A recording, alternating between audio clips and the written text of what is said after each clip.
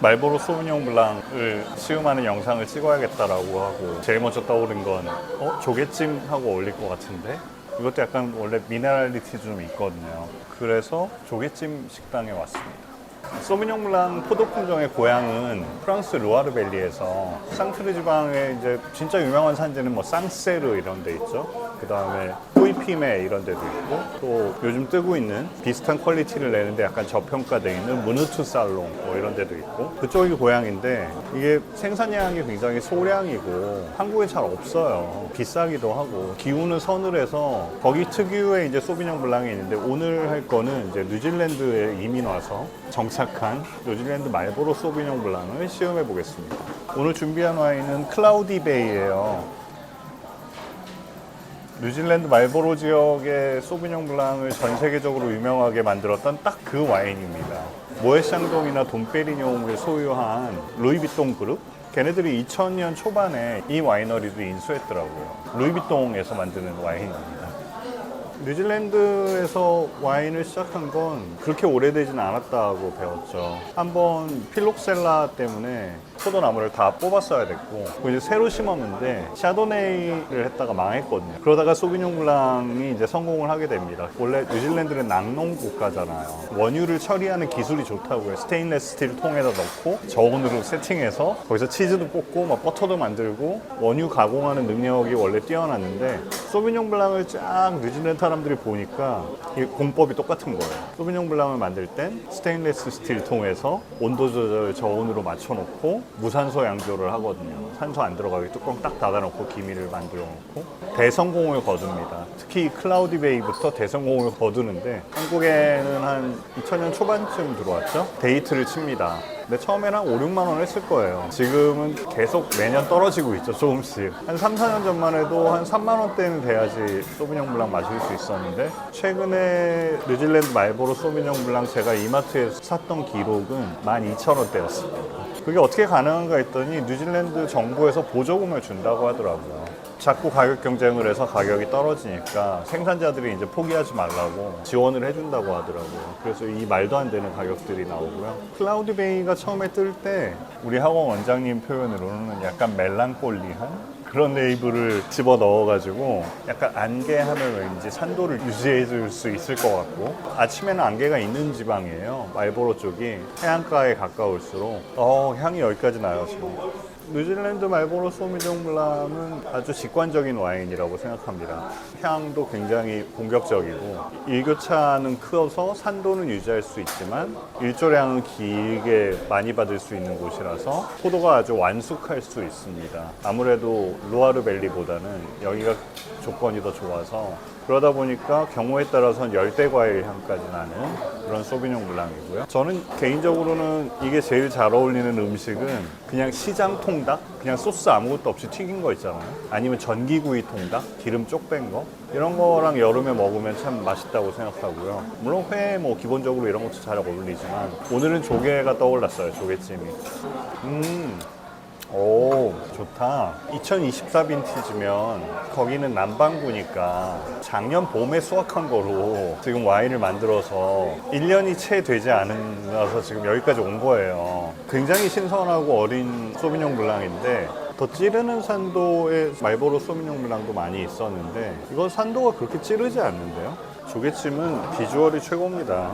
양은 많아 보이지만 사실 껍데기들 다 빼면 얼마 없겠죠? 오뎅도 있고 계란도 있고 가리비들은 엄청나게 많습니다. 바닥에 막 다 깔려 있어요. 이거 식기 전에 빨리 먹겠습니다. 끝내주죠, 가리비. 간장을 살짝 찍어서 가리비를 먹어보겠습니다.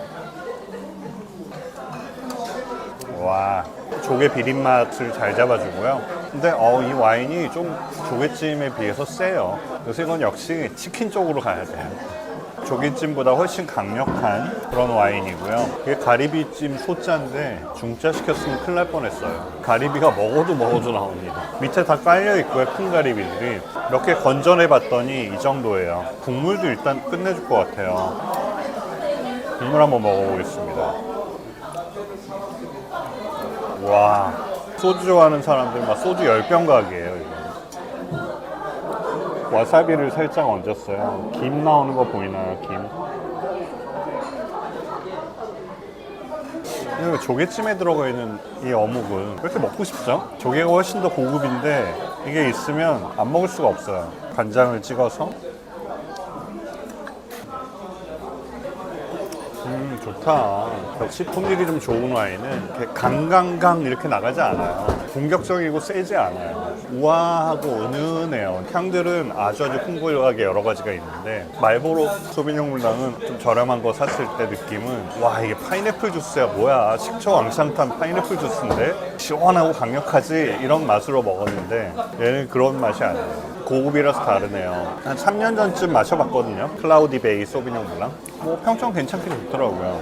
근데 이건 레벨 3 따기 전이었고 골드 컬러는 전혀 아니죠. 레몬인데 페일 레몬 정도인데요. 신기하게 보통 미디움 레몬이나 딥 레몬이 나왔거든요. 향의 강도는 일단 강렬해요. 아까 와인을 땄을 때 여기다 와인병이 있는데도 향이 났어요. 벌써 따자마자. 뭐뭐 있죠?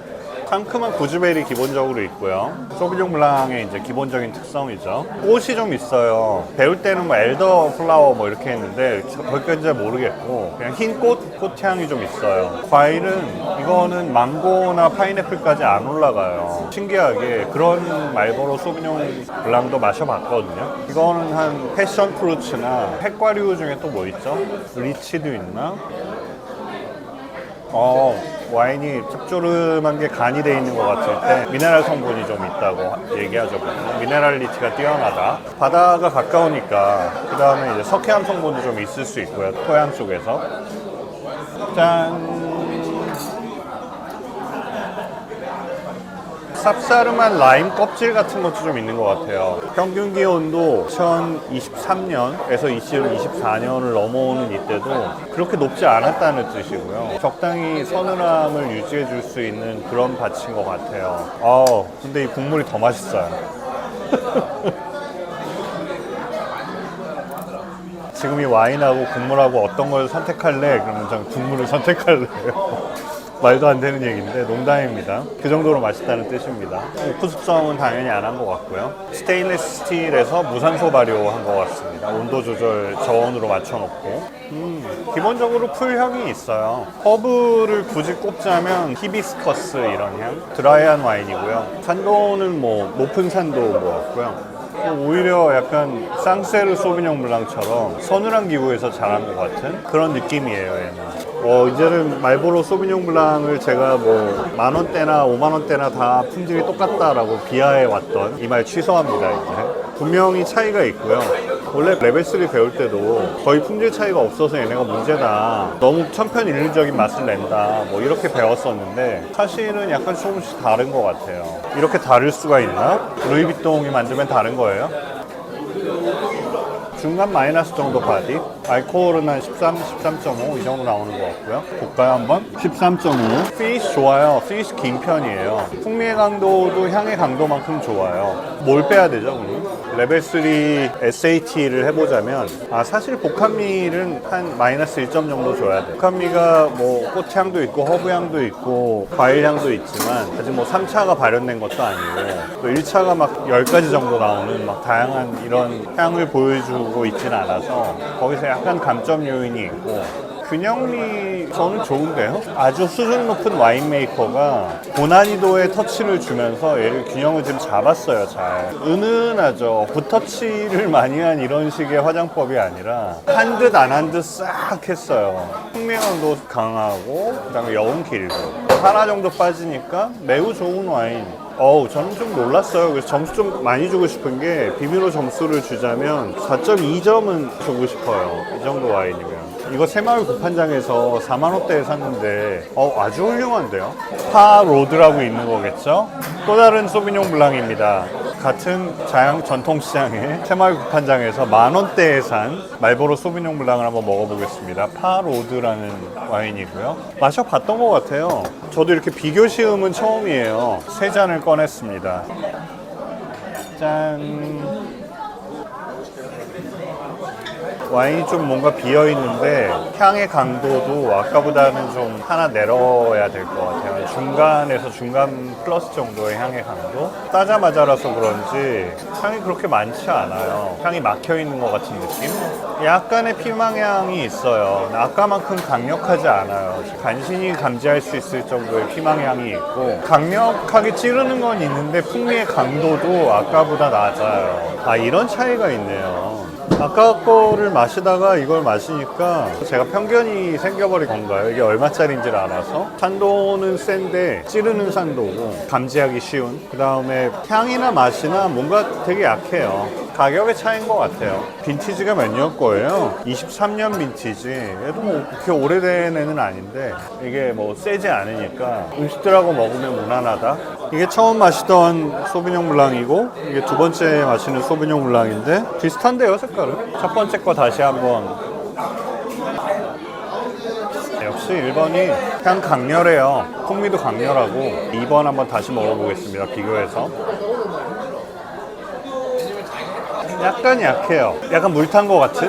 1번에다가 약간 물을 한 10% 정도 타면 날 것 같은 맛? 가격 차이는 어쩔 수가 없는 게 포도밭 자체의 땅 가격도 다르고 위치도 다르고 또 와인 메이커들의 능력도 다르기 때문에 가격은 어쩔 수가 없습니다. 차이가 납니다. 홍닭을 먹으면서 약간의 향기로운 알코올을 섭취한다라고 하면 당연히 2번이 훨씬 낫죠. 이거 3병이 이거 1병이거든요. 근데 그게 아니라 오늘은 난 간단한 안주 놓고서는 와인에 집중하고 싶다. 와인의 본연의 향을 즐기고 싶고 먹는 게 중요한 게 아니다. 그러면 당연히 1번이 이거 3병 값이지만 훨씬 나은 거죠. 품질은 얘가 더 높아요. 하지만 가성비는 얘가 더 좋습니다.